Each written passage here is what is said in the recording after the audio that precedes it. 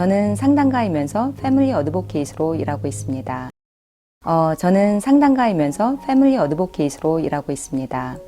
제가 하는 일은 가정폭력 피해자들을 상담하는 일을 하고 있고 그들을 위한 서포트 그룹을 진행하고 있으며 또 가해자 52주 교육 프로그램을 함께 진행하고 있습니다. 제가 이런 일을 하게 된 이유를 말씀드리려면 어떤 한인사회의 니드를 느꼈기 때문이라고 그렇게 말씀드릴 수 있을 것 같은데요. 상담을 하면서 제가 생각하게 되었던 것은 많은 한인 가정들이 가정폭력을 경험하고 계시다는 것을 알게 되었고 또 그에 반해서는 또 상담이나 필요한 서비스가 많이 부족하다고 하는 걸 느끼게 되었습니다. 그래서 도움이 필요한 곳에서 일하게 되었습니다. 저는 가정폭력을 경험하시는 어떤 가정들이 안정과 평화를 느낄 때 제 보람을 많이 느낀다고 생각을 하는데 한 예를 말씀드리자면 50대 아내와 60대 남편이 재혼하여서 사는 가정이 있었는데 성장하는 과정의 차이 또 성격 차이, 또 이전 결혼에서의 그 아픔 때문에 어떤 갈등과 다툼이 참 많으신 분이셨어요.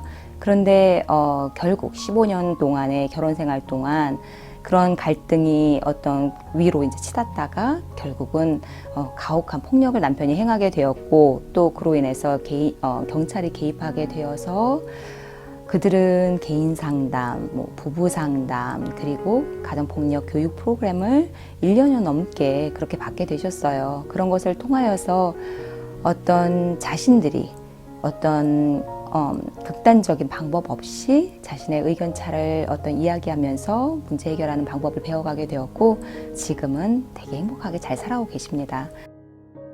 반복적으로 폭력을 경험하면서도 그곳에서 벗어나지 못하는 상황이 되게 안타깝고 또 어린 시절부터 내 부모가 가정폭력을 경험했기 때문에 이런 것들이 일반적인 삶인 거예요, 그분들한텐. 그래서 폭력을 폭력으로 인지하지 못하고 그냥 견디면서 살아가시는 걸 볼 때 되게 안타까운데 더 속이 많이 아픈 것은 그런 자신을 또 비난하면서 참 괴로워하시는 것을 볼 때 참 마음이 많이 아픕니다.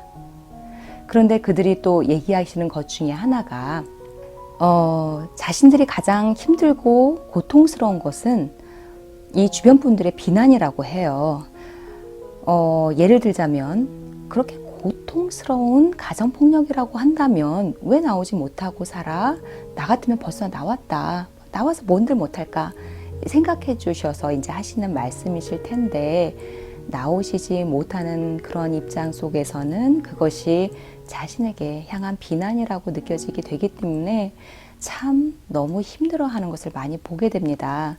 그래서 정말 조심스럽게 그분들의 상황과 형편을 살펴가면서 이렇게 물어봐 주시고 관심 가져 주시고 도움을 요청할 때 해주시는 것이 참 필요하다고 말씀드릴 수 있겠습니다. 안타까운 것 중에 하나는 가해자들이 문제의 본질을 잘 알지 못한다라고 하는 것에 있는데요. 왜냐하면 그 가정폭력에 대한 재판이 끝이 날 경우 가해자분들은 대체적으로 문제가 해결되었다고 또는 문제는 더 이상 없다라고 그렇게 생각하게 되는 경우가 많이 있는데 그럴 때 피해자가 참 많은 상처를 받게 됩니다. 왜냐하면 여전히 그분들에게 상처는 신체적인 정신적인 상처는 남아있고 또 앞으로 이런 것들이 반복이 되어지지 말아야 한다는 것들이 남아있는데 그런 것들에 대한 의식이 없이 이것이 이제 다 해결된 것이냐 하게 되면 참 문제의 본질은 그대로 남아있는 거라고 말씀드릴 수가 있습니다. 말씀드리고 싶은 것은 우리 모두가 어떤 문제의 본질을 해결하고자 하는 그러한 노력, 자세 그런 것이 필요하다고 말씀드릴 수 있을 것 같습니다.